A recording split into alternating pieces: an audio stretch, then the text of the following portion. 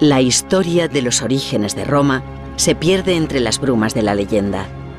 Sus humildes comienzos no debieron distinguirse mucho de los de tantas ciudades de la región del Lacio, pero con el tiempo los antiguos historiadores romanos pensaron que la ciudad escogida por los dioses para convertirse en dueña del mundo debía tener un origen heroico que adornaron con infinidad de leyendas, muchas veces contradictorias entre sí, llenas de dioses y héroes mitológicos. De hecho, para los modernos investigadores, resulta difícil distinguir leyenda de realidad, porque a veces inesperados descubrimientos arqueológicos sacan a la luz las huellas de personajes y sucesos que parecían meras invenciones legendarias. Roma fue fundada, según la tradición, por dos hermanos gemelos, Rómulo y Remo, que acompañados de bandidos y vagabundos expulsados de sus propias ciudades, decidieron fundar un nuevo asentamiento junto al Tíber. Sin embargo, los dos hermanos no se ponían de acuerdo acerca del lugar en que levantarían su ciudad. Remo prefería el promontorio del Aventino, mientras que Rómulo se inclinaba por la colina del Palatino. Así las cosas, decidieron dejar su disputa al arbitrio de los dioses y, apostados cada uno en su colina, se quedaron esperando una señal de lo alto.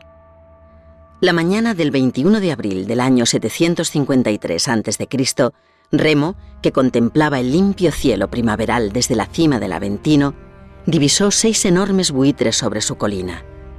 Lleno de euforia, echó a correr hacia Rómulo para anunciarle su victoria. Sin embargo, en ese mismo instante, una bandada de 12 pájaros sobrevolaba el Palatino.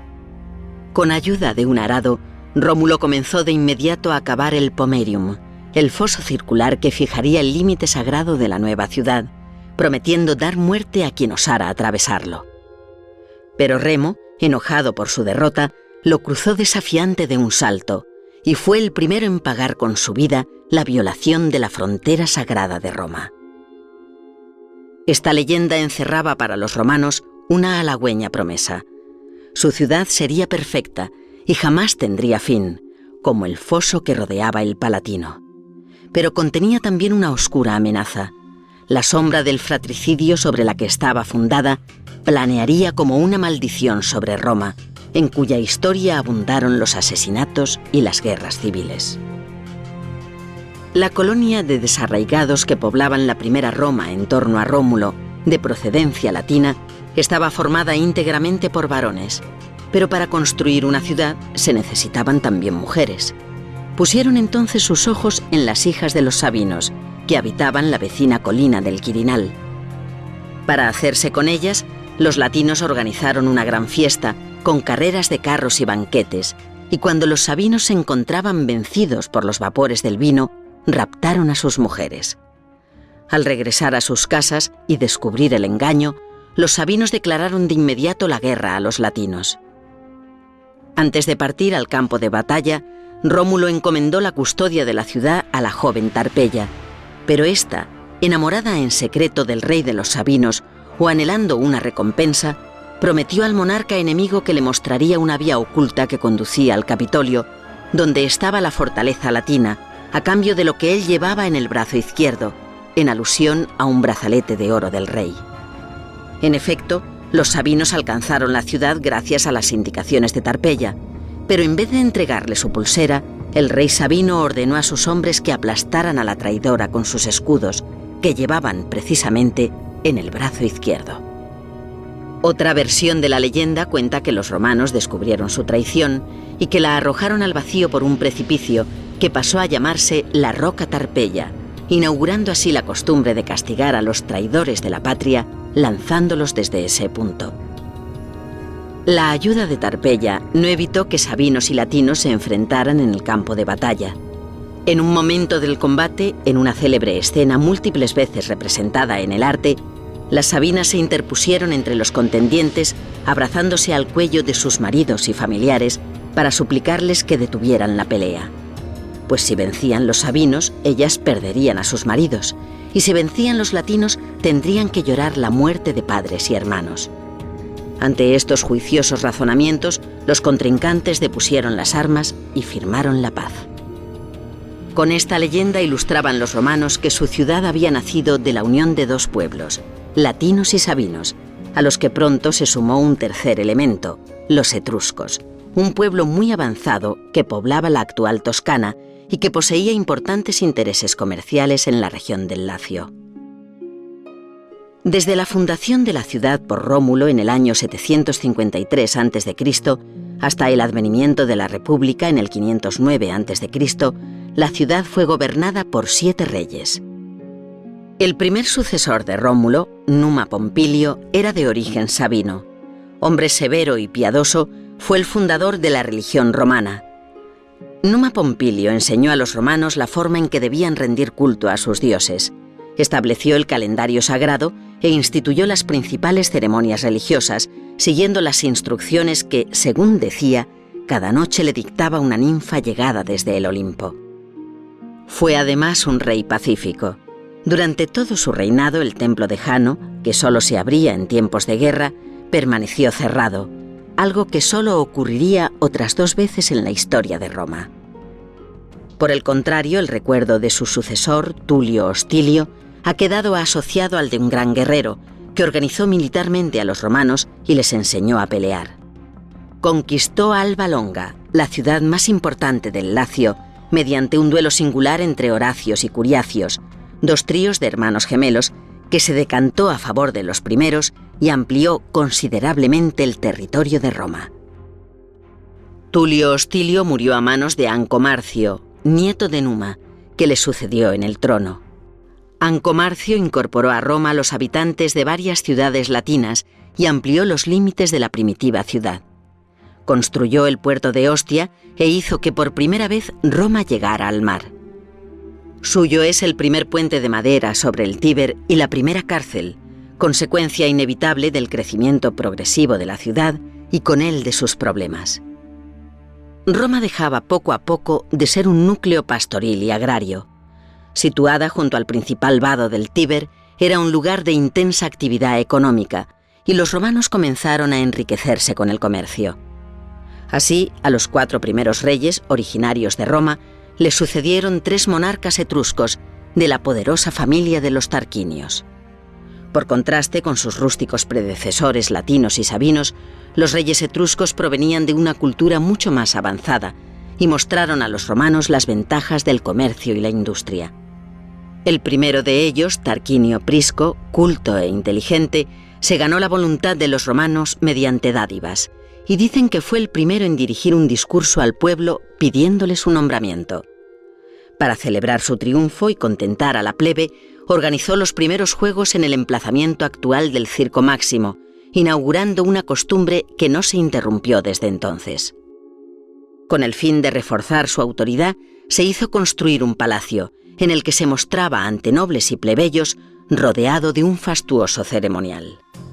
Tarquinio Prisco convirtió Roma en una auténtica ciudad, con calles bien trazadas y barrios delimitados, cuyos desechos se arrojaban al Tíber a través de la cloaca máxima. Su sucesor, Servio Tulio, era de origen humilde, pues había nacido de una esclava. Sin embargo, se educó en el palacio de Tarquinio el Viejo y acabó casándose con su hija. Fue un rey querido y respetado que llevó a cabo importantes obras en la ciudad. Cuando más tarde los romanos llegaron a aborrecer la memoria de los reyes, guardaron siempre el recuerdo de Servio Tulio como un rey bienhechor. Él construyó la primera muralla de Roma, llamada por ello Muralla Serviana, de la cual asoman todavía aquí y allá abundantes vestigios, y reorganizó completamente el ordenamiento político de la ciudad, agrupando a sus ciudadanos no por su domicilio, sino en función de su riqueza. De este modo impulsó la industria y el comercio al abrir la carrera política a todos aquellos que, aun siendo de orígenes humildes, hubieran conseguido enriquecerse por sus propios méritos. Por el contrario, el último de los reyes, llamado Tarquinio el Soberbio, encarnó como ningún otro la figura del tirano oriental que tanto acabarían odiando los romanos. Después de haber alcanzado el poder asesinando a su suegro Servio Tulio, fue el primer monarca que se rodeó de una guardia personal para protegerse.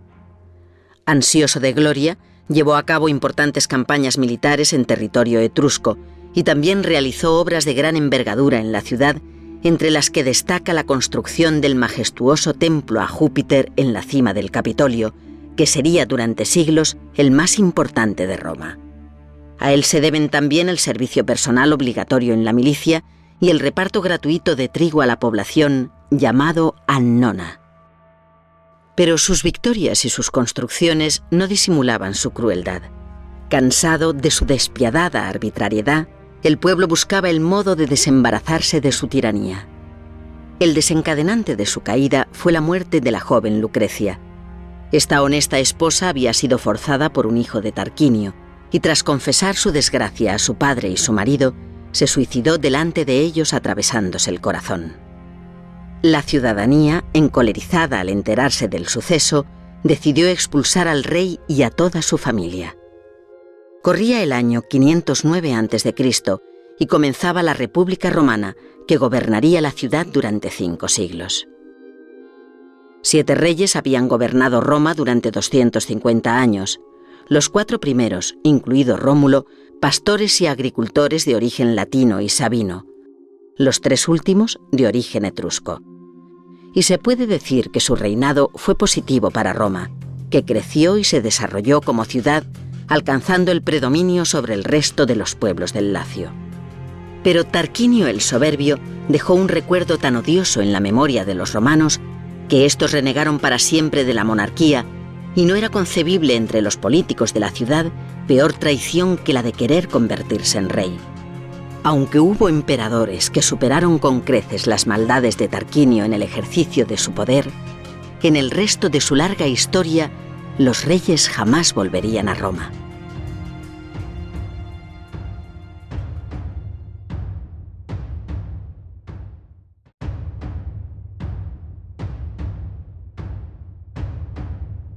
Tras la expulsión de los reyes y la instauración de la República en el año 509 a.C., el poder en Roma recayó sobre los patricios, jefes de las principales familias que formaban el Senado y que eran elegidos por los ciudadanos para los distintos cargos públicos. Teniendo en cuenta el funesto recuerdo que había dejado en los romanos el poder absoluto de los reyes, las instituciones republicanas fueron cuidadosamente diseñadas para que ningún hombre tuviera un poder excesivo. El gobierno lo ejercían siempre 2 cónsules que se renovaban de año en año. Cada uno de ellos podía vetar las decisiones del otro y en tiempo de guerra dirigían las operaciones militares en días alternos. Fue en ese momento, al comienzo mismo de la República, cuando las conocidas siglas SPQR, Senatus Populusque Romanus, el Senado y el pueblo romano, se convirtieron en la divisa de Roma, significando que todo se hacía en nombre de los 2 grandes poderes que en teoría gobernaban la ciudad, el Senado de patricios y las asambleas de ciudadanos plebeyos encargadas de elegir a los cargos públicos. Sin embargo, esta aparente unidad escondía una profunda fractura interna que a punto estuvo de destruir la República ya en sus inicios. Los patricios, descendientes de las primeras familias que habían fundado la ciudad junto a Rómulo, disfrutaban de numerosos privilegios. Solo ellos podían formar parte del Senado, y solo ellos podían desempeñar cargos públicos. Los patricios en el Senado hacían las leyes, los patricios como cónsules las ejecutaban, y patricios eran también los jueces que castigaban a los infractores de la ley. A los plebeyos, que pagaban sus impuestos y acudían al ejército cuando se les convocaba, tan solo les correspondía reunirse cada año para elegir a los magistrados entre los candidatos que presentaban los patricios. Indignados por esta situación, que les obligaba a hacer frente a todos los inconvenientes de la ciudadanía, sin permitirles disfrutar de sus ventajas, los plebeyos emprendieron largas y encarnizadas luchas con los patricios para reclamar más derechos. El primer episodio grave de estos enfrentamientos tuvo lugar apenas 15 años después de la proclamación de la República. Cierto día del año 494 a.C., los plebeyos dejaron de cultivar la tierra, de comerciar y de servir en el ejército y se retiraron a la colina del Aventino, proclamando que no volverían a sus tareas hasta que se reconocieran sus derechos.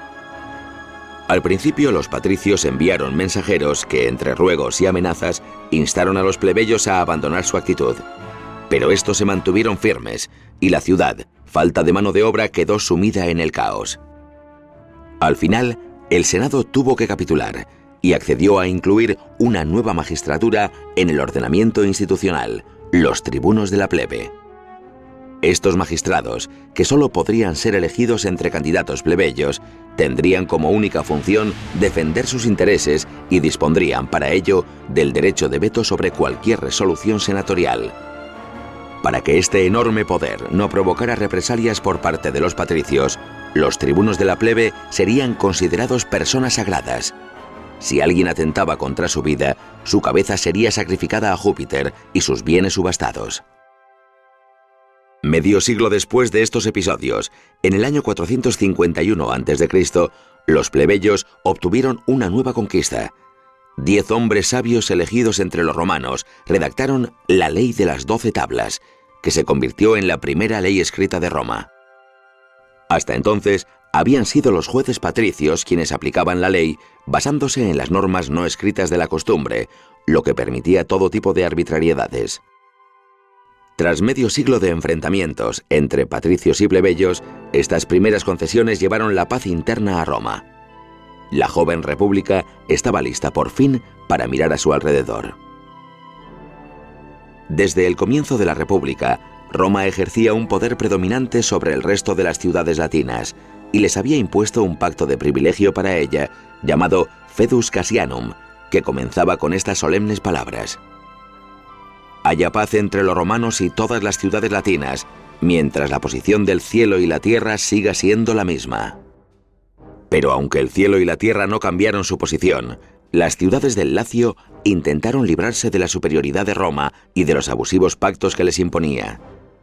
Aliándose cuando la ocasión era propicia con enemigos exteriores, como los belicosos volscos y equos, durante 150 años los latinos mantuvieron continuos enfrentamientos con Roma, conocidos como Guerras Latinas. Finalmente, en el año 338 a.C., en la decisiva batalla naval de Antium, Roma derrotó a los volscos, llevándose un precioso tesoro, las proas de los barcos enemigos o rostra, que durante siglos adornaron la tribuna de oradores del Foro Romano. Esta importante victoria señala el final de las Guerras Latinas. Tras conseguir dominar toda la región del Lacio y someter a volscos y equos, Roma tuvo que afrontar durante 50 años 3 nuevas guerras con otros pueblos itálicos, conocidas como las Guerras Samnitas. Los samnitas, pueblo de rudos y guerreros montañeses instalados al sur de Roma, suponían una constante amenaza para los habitantes del valle. Estos, cansados de las continuas incursiones samnitas, pidieron ayuda a Roma, que aprovechó la coyuntura para expandir su dominio. Durante la Segunda Guerra Samnita se produjo el famoso episodio de las Orcas Caudinas, uno de los sucesos más humillantes de la historia de Roma. Atrapado en un desfiladero junto a la ciudad de Caudium, todo el ejército, desarmado, fue obligado a pasar bajo el yugo de las lanzas samnitas, una costumbre que los romanos adoptaron desde entonces en sus victorias sobre otros pueblos. A pesar de esta victoria parcial en las Orcas Caudinas, los samnitas fueron derrotados y se rindieron definitivamente en el año 290 a.C., dejando a Roma el camino libre para expandirse hacia el sur de la península. En todos los enfrentamientos bélicos, Roma demostraba una sorprendente determinación que dejaba perplejos a sus adversarios y los sumía en el desánimo. Si los romanos resultaban siempre victoriosos, es porque ningún otro pueblo deseó la victoria tanto como ellos. Sin importar las batallas perdidas, los costes materiales o en vidas humanas, Roma volvía siempre a la pelea con la experiencia de los errores cometidos. Y jamás daba por terminada una guerra hasta asegurarse de que a sus enemigos no les quedaban ni los ojos para llorar su derrota. Cuando el año 272 a.C., la colonia griega de Tarento en el sur de Italia cayó en manos de los romanos, Roma dominaba ya toda la península y se había convertido en uno de los estados más poderosos de su entorno. Era solo cuestión de tiempo que su camino se cruzara con el de la otra gran potencia del Mediterráneo occidental, Cartago. La ciudad de Cartago, en la costa norte de la actual Túnez, había sido fundada el siglo IX a.C. por marineros fenicios que construyeron este enorme puerto en el centro de las rutas comerciales que surcaban el Mediterráneo. Además de su estratégica posición para el comercio, Cartago estaba rodeada de tierras fértiles y muy pronto los cartagineses, que también recibían el nombre de púnicos, extendieron su dominio hasta Sicilia. Allí tomaron contacto con los romanos, que se encontraban en plena expansión, y las dos potencias comenzaron a vigilarse con recelo. Sicilia, rica en cereales, estaba poblada por prósperas colonias griegas, muchas de las cuales estaban dominadas por los cartagineses. Sin embargo, una de ellas, Mesina, situada en el estrecho entre Italia y la isla, decidió llamar en su auxilio a los romanos para que expulsaran a la guarnición cartaginesa que controlaba la ciudad. Cuando los mensajeros de Mesina llegaron al Senado, se produjo una larga deliberación. Todos eran conscientes de que enviar ayuda militar a la ciudad desencadenaría un terrible enfrentamiento con Cartago, cuyas últimas consecuencias eran imprevisibles. Al final, los romanos decidieron enviar a sus soldados. Era el año 264 a.C. y daba comienzo así la primera de las guerras púnicas. 3 terribles enfrentamientos entre romanos y cartagineses que decidirían el destino del Mediterráneo. Roma, que poseía solo una pequeña flota, apenas tenía experiencia en batallas navales. Así que, al principio, los cartagineses destruían con facilidad las naves que enviaban los romanos, mal dirigidas por sus inexpertos almirantes. Pero cada derrota enseñaba a los romanos algo nuevo. Al final, se percataron de que su infantería era superior a la cartaginesa y decidieron aprovechar esa ventaja. Para ello, diseñaron unas pasarelas de madera terminadas en garfios, con las que los legionarios podían cruzar hasta las naves enemigas. Los cartagineses sabían manejar mejor sus trirremes, pero sus marineros no estaban preparados para combatir cuerpo a cuerpo y terminaron siendo derrotados. Después de 20 largos años de guerra, en el año 241 a.C., los romanos se convirtieron en los únicos dueños de Sicilia, que pasó a ser la primera provincia romana. La derrotada Cartago se comprometió a no atacar jamás a un aliado de Roma y tuvo que hacer frente a unas indemnizaciones millonarias. La cuantía de las compensaciones era tan elevada que los cartagineses no podían pagarlas con los beneficios de sus dominios en África y decidieron expandirse por las ricas tierras de la península ibérica. Pero tras su victoria sobre Cartago, Roma se había convertido en una potencia temible y también había puesto sus ojos en las tierras de Hispania. Así que para evitar un nuevo enfrentamiento, decidió repartirse la península con Cartago. La frontera se situaría en el Ebro. Los territorios al norte de este río serían para Roma, los del sur para Cartago.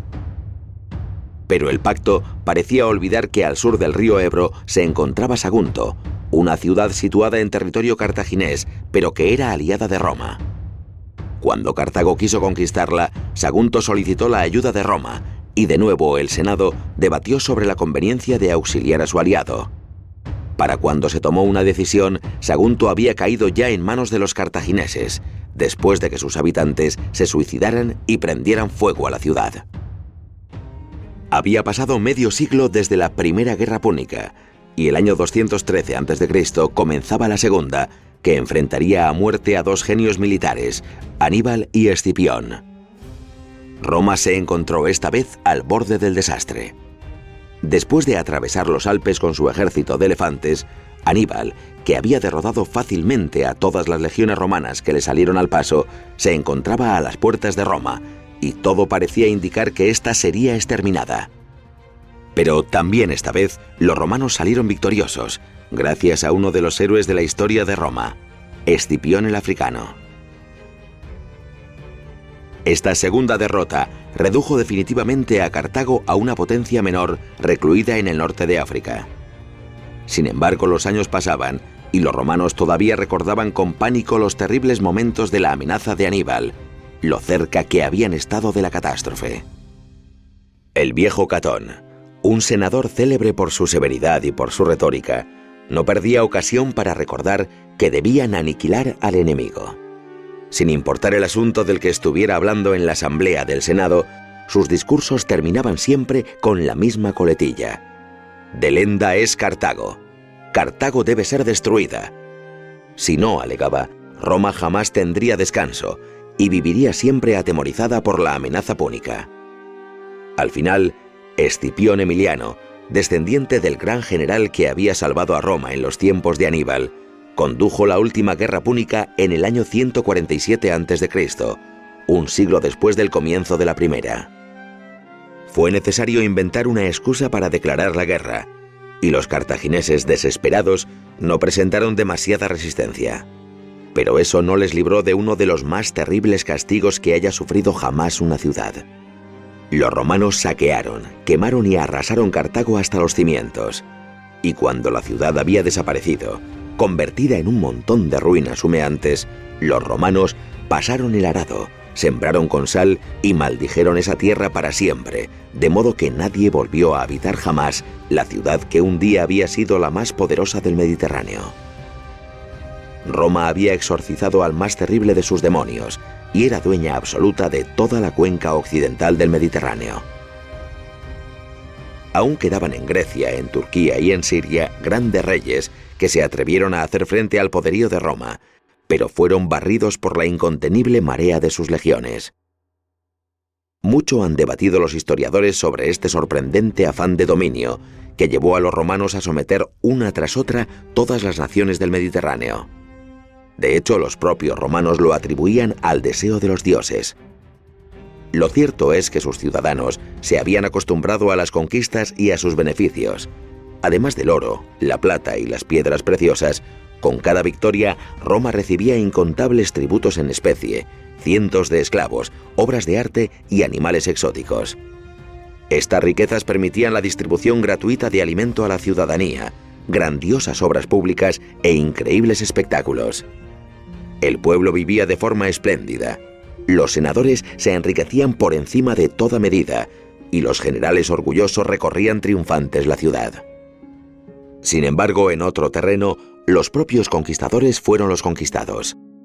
La sociedad romana, concebida para la lucha y el sacrificio, estaba acostumbrada a combatir a los rudos itálicos y fieros hispanos, pero no estaba preparada para enfrentarse culturalmente a Grecia y Oriente.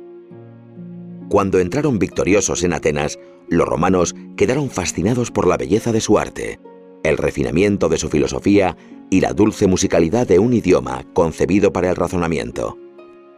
Los nobles romanos comenzaron a copiar las esculturas griegas, enviar a sus hijos a aprender su idioma, asistir a sus representaciones teatrales y deleitarse con la música y la poesía llegadas de Oriente. Los más conservadores, escandalizados, aseguraban que eso sería el fin del espíritu romano y que las delicadas costumbres griegas conducirían a la ciudad, después de tanto esfuerzo, a la molicie y la decadencia. No podían estar más equivocados. Tras asimilar la cultura griega, Roma, que ya dominaba el Mediterráneo por la fuerza de las armas, comenzó a hacerlo también por la potencia de su civilización, que extendió, como un inesperado regalo, por todos los rincones del mundo conocido, sembrando con ello las semillas de la cultura occidental. Estos enfrentamientos entre los guardianes de las antiguas tradiciones romanas y los partidarios de las novedades orientales volvieron a introducir, a mediados del siglo II a.C., un clima de gran agitación en el interior de la ciudad que cristalizó con el famoso conflicto de los gracos.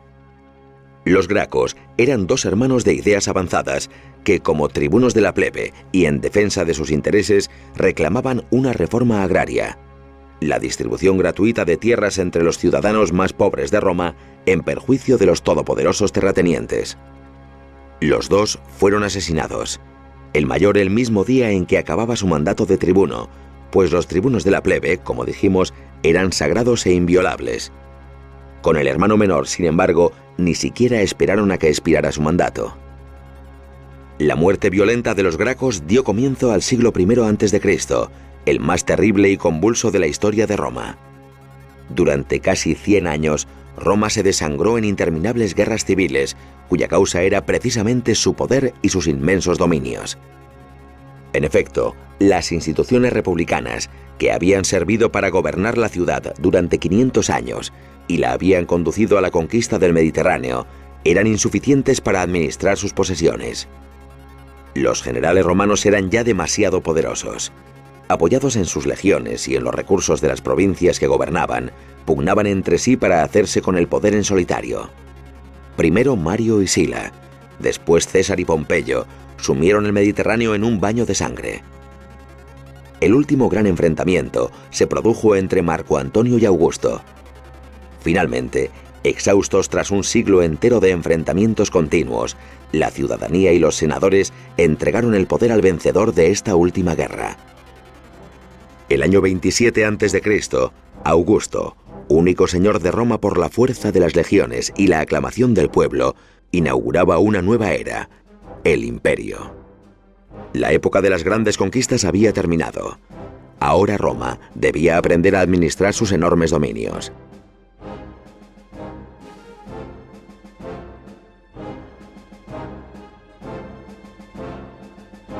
Cuando el año 27 a.C., Augusto consiguió derrotar a todos sus enemigos y ocupar el poder en solitario, convirtiéndose en el primer emperador de Roma, tenía ante sí una tarea ingente.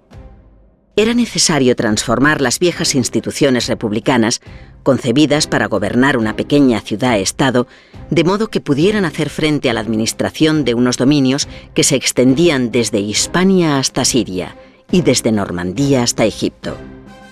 Las innumerables reformas de Augusto, continuadas más tarde por sus sucesores, crearon una maquinaria administrativa bien engrasada, capaz de gobernar hasta el último rincón de su imperio. Gracias a estas transformaciones, el ordenamiento imperial se convirtió en una estructura sólida, cuya eficacia mejoraba cuando al frente se encontraba un emperador capaz, pero que también podía resistir las veleidades de los monarcas estúpidos o crueles. Por eso, aunque los sucesores de Augusto, los emperadores Julio Claudios, se hicieron célebres por sus locuras, los cuadros medios y bajos de la administración siguieron funcionando, y en las provincias apenas sufrieron los desmanes de unos emperadores que sumieron la ciudad de Roma en el terror. El primer sucesor de Augusto fue Tiberio, un gran general, inteligente y capaz, pero al que las circunstancias habían obligado a ejercer un poder absoluto que repugnaba a su talante aristocrático y su espíritu conservador. Tiberio despreciaba profundamente la adulación a la que se habían visto reducidos los senadores, y poco a poco su carácter reservado derivó en una profunda misantropía. Pero el imperio siguió funcionando sin sobresaltos, aunque Tiberio pasó los últimos 10 años de su vida retirado en la isla de Capri, después de haber dejado el gobierno en manos de un ministro, sin querer firmar más órdenes que las que llevaron a la muerte a decenas de senadores conjurados para deponerle. Su sucesor, Calígula, se creía un dios en vida y mandó arrancar las cabezas de todas las estatuas de los dioses de su palacio para colocar la suya. En cierta ocasión, enojado con Neptuno, señor de los mares, le declaró la guerra y ordenó a sus legiones que lanzaran sus venablos al agua y que como botín recogieran centenares de conchas que hizo enviar a Roma en preciosos cofres para adornar su triunfo. Tras haberse atraído el odio hasta de sus colaboradores más cercanos, Calígula murió asesinado solo 4 años después de iniciar su reinado. Sin saber muy bien qué hacer, la guardia pretoriana recorrió el palacio imperial en busca de un sucesor y encontró al tío de Calígula, Claudio, temblando de miedo tras una cortina. Los pretorianos resolvieron al punto convertirle en amo del mundo, y este hombre de 50 años, al que todos habían considerado un estúpido, que tartamudeaba al hablar y caminaba cojeando, fue capaz de regir el imperio con justicia y sabiduría, mejorando sustancialmente el funcionamiento de la administración. Respecto a su sucesor, Nerón, ha quedado como ejemplo de la depravación a la que puede conducir un poder inconmensurable cuando se deja en manos de un muchacho vanidoso y cruel. Y mientras tanto, sin embargo, las provincias eran ricas y prósperas, los caminos y las fronteras seguros, los jueces y los gobernantes eficaces. Como Calígula, Nerón también murió de modo violento el año 68 después de Cristo, cuando fue obligado a suicidarse. Su muerte, sin herederos, puso fin a la dinastía Julio-Claudia y sumió a Roma en una guerra civil que se resolvió en menos de un año, con el ascenso del general Vespasiano, que inauguró una nueva dinastía de emperadores, los Flavios. Por primera vez, las legiones estacionadas en las provincias eran capaces por sí solas de conducir a su general hasta el trono imperial. Hombre frugal, trabajador y sencillo, Vespasiano fue un gran administrador, dedicado en cuerpo y alma al gobierno del imperio, y durante su reinado se sanearon las arcas del Estado, que habían quedado exhaustas tras los absurdos derroches de Nerón. A su muerte le sucedió su hijo Tito, al que los romanos llamaban delicia del género humano por su carácter afable y en extremo generoso. Pero por desgracia Tito murió 2 años más tarde, y el trono fue ocupado por su hermano Domiciano, tan diferente de él como la noche del día. Parecía que irremediablemente el poder corrompía la sangre de sus gobernantes y que las dinastías que comenzaban con tan buenos augurios acababan degenerando en gobiernos despóticos. Aunque Domiciano fue un emperador apreciado en las provincias por la severidad con la que juzgaba a los gobernadores corruptos y era casi idolatrado por los legionarios, acabó por hacerse odioso a los romanos por su crueldad y llegó a ser considerado como un nuevo Nerón. Tras 16 años de gobierno, Domiciano fue asesinado por un complot palaciego en el que estaba involucrada su propia esposa, pero a diferencia de lo ocurrido con Nerón, esta vez el Senado supo manejar la situación. En una sola sesión extraordinaria, la Asamblea eligió a un emperador de transición, el respetable Nerva, un senador anciano y sin hijos. Este se apresuró a adoptar como heredero y sucesor a Trajano, el mejor general de Roma, ganándose así el apoyo del ejército. La llegada al trono de Trajano en el año 98 después de Cristo inauguró la era más gloriosa del imperio, el siglo en el que Roma alcanzó su máximo esplendor y desarrollo. Durante generaciones, el imperio estuvo gobernado por emperadores extraordinariamente capaces. Los reinados de estos hombres fueron largos y prósperos, y cuando morían, la sucesión tenía lugar pacíficamente, cediendo su lugar al más capacitado para ejercer el poder. Trajano gobernó Roma durante 19 años. Su sucesor, Adriano, 21. Antonino Pío, 23. Y Marco Aurelio, el emperador filósofo, 19. Parecía que por fin se había conseguido conjurar definitivamente el fantasma de las guerras civiles, que el imperio había alcanzado un equilibrio perfecto y que ya nada podría destruirlo. De hecho, el siglo II es conocido como el siglo de oro del Imperio Romano. Durante esta centuria se extendió por todas partes una sensación de plenitud y perfección. Se construyeron acueductos, nuevas calzadas y grandes edificios públicos. El imperio se podía recorrer de punta a punta sin temor a los bandidos, y a la prosperidad económica se sumó un extraordinario florecimiento cultural. Trajano, el gran general, aportó a Roma sus últimas conquistas, la Dacia, Arabia y Mesopotamia, llevando las fronteras hasta su máxima expansión. Su sucesor, Adriano, juzgó que el imperio no debía extenderse más y que era el momento de aumentar la cohesión de sus vastos dominios. Viajero infatigable, recorrió todas sus provincias para mejorar su funcionamiento y asegurar sus fronteras. A su muerte, comenzó el tranquilo reinado de Antonino Pío, un hombre tan bondadoso y clemente que parecía que no era un emperador, sino un padre quien estaba al frente del imperio. Sin embargo, bajo su sucesor Marco Aurelio, que fue también un magnífico gobernante, comenzaron a aparecer los primeros síntomas de que la Edad de Oro estaba llegando a su fin. Los bárbaros, ansiosos por alcanzar las riquezas de Roma, asediaban todas las fronteras del imperio. Cuando los ataques eran lanzados por guerreros, las legiones romanas podían rechazarlos con cierta facilidad. Pero pronto comenzaron a llegar tribus enteras, hombres, mujeres, niños y ancianos, grandes oleadas de gente hambrienta llegadas de Europa Central y las estepas rusas. Estas masas migratorias detenidas contra la barrera que marcaba el límite del imperio no buscaban presentar batalla, sino nuevas tierras en las que asentarse, y contra ellos no cabía emplear el recurso de las armas. El imperio, que había alcanzado con Trajano su máxima expansión, comenzará a contraerse a partir de Marco Aurelio. Este príncipe filósofo, amante de la paz y autor de algunas de las obras más interesantes del pensamiento romano, se vio obligado a combatir sin descanso en la frontera del Danubio. Pero Roma ya no peleaba para conquistar nuevos territorios. sino para defenderse, y a partir de este momento, cada derrota supondría la pérdida de una parte de sus dominios. Para acabar de empeorar las cosas, un hombre tan sabio como Marco Aurelio se dejó cegar por el afecto a los de su propia sangre, rompiendo el excelente sistema de sucesión que tan bien había funcionado durante todo el siglo. En lugar de elegir al hombre más adecuado para sucederle, entregó el imperio a su hijo Cómodo, a pesar de que éste había dado muestras de una crueldad que el ejercicio del poder solo podría acentuar. Con el reinado de Cómodo acababa la edad de oro del imperio y comenzaba la edad de hierro. Su primera decisión fue firmar apresuradamente la paz con los bárbaros. Incapaz de enfrentarse con valor al enemigo, era sin embargo un gran aficionado a los combates de gladiadores, y le gustaba mezclarse con estos hombres de baja condición contra los que combatía con espadas sin filo y tridentes sin punta.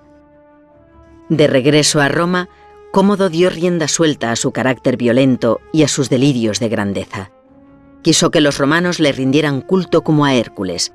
Cambió a su antojo los nombres de los 12 meses e incluso el de la propia Roma, que se convirtió en la Colonia Nova Commodiana.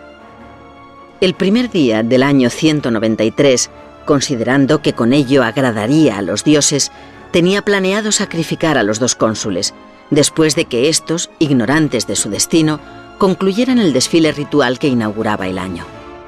Pero el 31 de diciembre, antes de que pudiera llevar a cabo sus planes, fue estrangulado en el baño por uno de sus esclavos. A su muerte, el Senado, que ya había perdido casi todo su poder, dejó hacer a los soldados, pues en lo sucesivo sería la fuerza de las legiones la que decidiría el futuro de Roma. Tras varios meses de incertidumbre, se hizo con el poder Septimio Severo, el primer emperador proveniente del norte de África, que inauguraba la dinastía de los Severos. Estos emperadores rudos, pero buenos administradores, impusieron un corto período de estabilidad. El sucesor de Septimio Severo, Caracalla, es recordado en todos los libros de historia por haber concedido la ciudadanía romana a todos los habitantes del imperio en el año 212. La condición de ciudadano había sido un codiciado bien al alcance de muy pocos a comienzos del imperio, pero se había ido extendiendo progresivamente con el paso del tiempo hasta el punto de que la medida de Caracalla, destinada en realidad a aumentar los contribuyentes para poder pagar más soldada a las tropas, no tuvo demasiada trascendencia práctica, pero sí simbólica. Roma había dejado de ser una ciudad que gobernaba en su provecho territorios obtenidos por conquista para convertirse en un solo imperio en el que todos sus habitantes eran iguales, sin importar el lugar de nacimiento. Estas transformaciones, casi imperceptibles para sus contemporáneos, conducirían poco a poco a que Roma fuera una ciudad más dentro de su propio imperio y darían comienzo a su lenta decadencia. Caracalla fue un emperador cruel, capaz de asesinar a su propio hermano en presencia de su horrorizada madre. Creyéndose él mismo una reencarnación de Alejandro Magno, arrastró al imperio a una inoportuna campaña en Oriente para emular las conquistas del macedonio. Como tantos otros emperadores indignos, murió asesinado mientras preparaba una campaña en Siria en el año 217. El final de la dinastía de los Severos abrió uno de los siglos más confusos de la historia del imperio, el siglo III. En él se sucedieron medio centenar de emperadores, algunos de los cuales permanecieron apenas unos días en el trono. Mientras generales sin escrúpulos se disputaban la púrpura y arrastraban a las legiones a la guerra civil, los bárbaros asediaban las fronteras, la población se empobrecía y las provincias se sumían en el caos. Por momentos llegó a parecer que el imperio había llegado a su fin, que todo se perdería en un remolino de lucha y sangre. Sin embargo, un oscuro general de origen humilde, Diocleciano, consiguió tomar de nuevo las riendas del poder con mano firme, y el año 285 inauguró una era de reformas que asegurarían la supervivencia del imperio durante casi 2 siglos más en Occidente y 1000 años en Oriente. Diocleciano se percató de que un solo emperador no era suficiente para atender todas las necesidades del imperio y decidió dividir sus dominios en 2, colocando la línea divisoria en la península balcánica. Fundó así la famosa tetrarquía. Cada parte del imperio, la oriental y la occidental, sería gobernada por un emperador, con el título de Augusto, que a su vez tendría como subordinado a una especie de viceemperador llamado César, que atendería a la seguridad de las fronteras. Con ciertas modificaciones, sus reformas fueron mantenidas y continuadas por Constantino, pero el reinado de este emperador merece una atención particular por dos hechos fundamentales. El año 313 después de Cristo, Constantino declaró la libertad de cultos en todo el imperio, y el cristianismo, tantas veces perseguido, inició entonces el largo camino que le convertiría en la religión oficial de Roma. Además, este emperador fundó la nueva ciudad de Constantinopla, a la que convirtió en capital imperial. De este modo, 1000 años después de su fundación, Roma quedaba reducida a una ciudad secundaria dentro del imperio que ella misma había creado. Durante todo el siglo IV, las profundas reformas de Diocleciano permitieron administrar, con muchas dificultades, un imperio acosado por los bárbaros y debilitado por el empobrecimiento de sus provincias. Los escasos recursos del Estado no daban abasto para sofocar todos los intentos de invasión de unos pueblos atrasados que deseaban alcanzar el imperio no ya para destruirlo, sino para disfrutar de sus ventajas. Finalmente, el año 378, subió al trono el hispano Teodosio, llamado el Grande. Obligado a defender las fronteras sin disponer apenas de tropas, Teodosio comenzó a servirse de forma masiva de soldados bárbaros y firmó un tratado con los godos, a los que ofreció la posibilidad de asentarse en territorio romano a cambio de que sirvieran en las legiones. Además, Teodosio convirtió la religión cristiana en religión oficial de Roma, al tiempo que prohibía la práctica del paganismo. La Iglesia y la fe de Cristo se identificaron con el imperio, y los cristianos, otrora perseguidos, comenzaron a ocupar los altos cargos de la administración. La excelente organización de la Iglesia alcanzaba lugares a los que no llegaba la administración romana, y con el tiempo ocuparía en parte su lugar.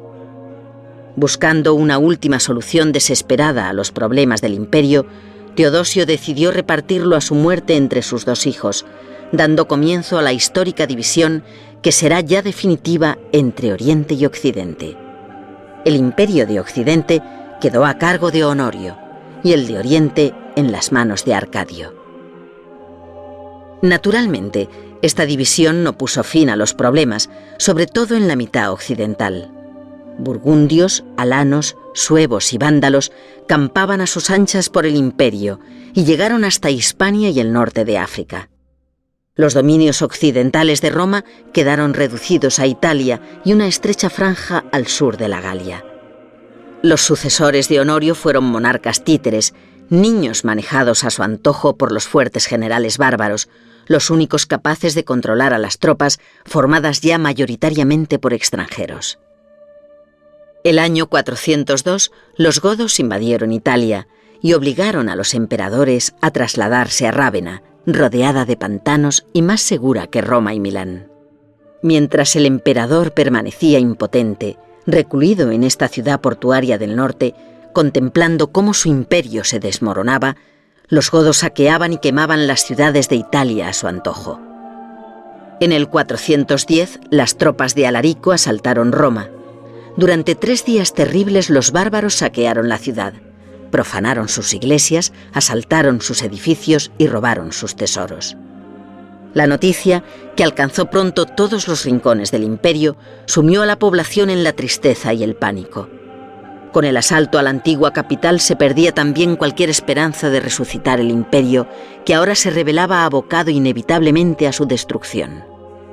Los cristianos, que habían llegado a identificarse con el imperio que tanto los había perseguido en el pasado, vieron en su caída una señal cierta del fin del mundo, y muchos comenzaron a vender sus posesiones y abandonar sus tareas.